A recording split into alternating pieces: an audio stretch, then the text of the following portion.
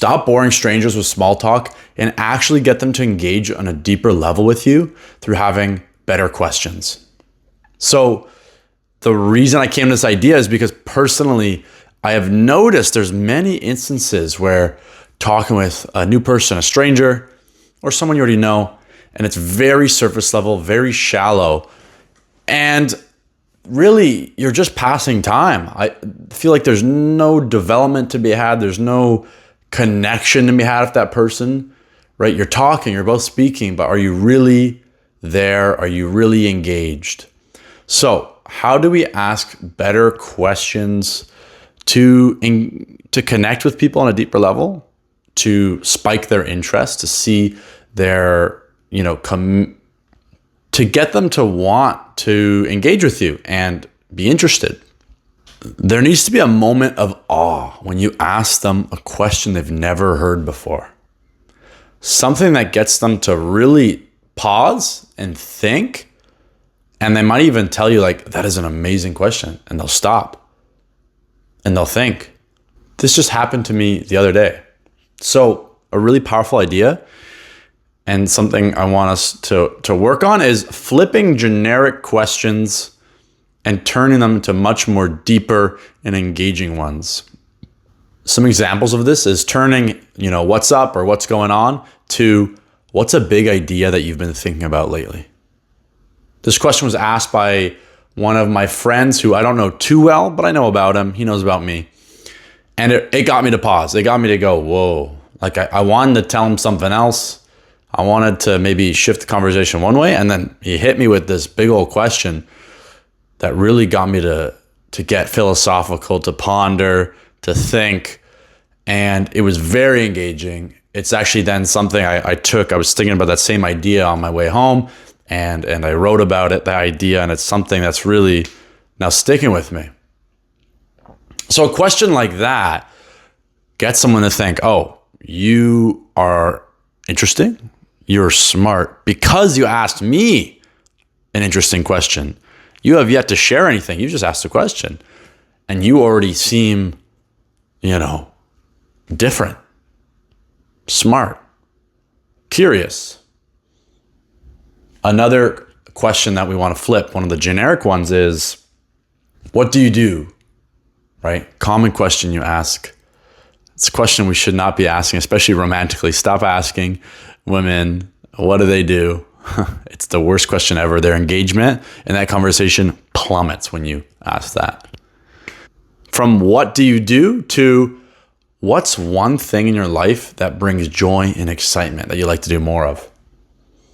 That question gets people to think. It gets people to share their biggest hobbies, their biggest interests in their life with you. Off the bat, they're like telling you about themselves, what really matters to them. And just based off that one question, that could be 30 minutes of conversation. It leads to the next one, to the next one, to the next one. So those are a couple ideas of how we shouldn't be asking simple, generic, automatic questions, because we're going to get an automatic reply and the engagement is going to plummet, whether that's a male or a female friend you're trying to make, whether it's someone that you're interested in romantically, just anybody that maybe you kind of know, right? If you want them to remember you, remember that conversation, if you're interested in them re-engaging in the future, then you need to ask them good questions that make them remember you. A couple more sub points that are actually pretty important are eye contact. When you're asking them a question, and especially when they're replying to you, how engaged are you? Can they tell that you're thinking about other things? Are your eyes wandering and you're looking around, you're looking at other things, other people passing by? Are you present? Are you fully engaged in that conversation? That's going to dictate how good their answer is back to you, how engaging of an answer they're going to come up with. If you're totally present with them, they're going to be putting in the most effort in replying to you, right? I've seen this before in people meeting for the first time, whether it's a dating event or just a social, looking around, talking to the person, but not really looking at them in the eye every so often, whatever. It's almost like, yeah, we're talking because we're supposed to talk, whatever. It does not seem like they're interested, and they'll definitely not be interested in you, 100%. So you need to show that you're interested, you're engaged, you're present with the other person. And then super important, critical. Don't just ask a good question, follow up. Right? We talked about how one question can lead to 30 minutes of conversation. That's because you're following up. You're developing and developing. Yes, the conversation can have twists and turns and go to different topics here and there, but you need to really follow up and stay on topic, right? Because you're building off of the information they're giving you. You're learning from this conversation. Don't just flip to another completely unrelated question where you know nothing about them. Ask a follow-up question based off of what they're telling you. This is how you have amazing hour-long plus conversations with someone that gets you to know about them on a really deep level. Asking different questions has allowed me to make meaningful connections with friends, has allowed me to talk to people that maybe I was intimidated by them. Maybe I thought they were more intelligent than I was, but actually by leveling up the questions I ask,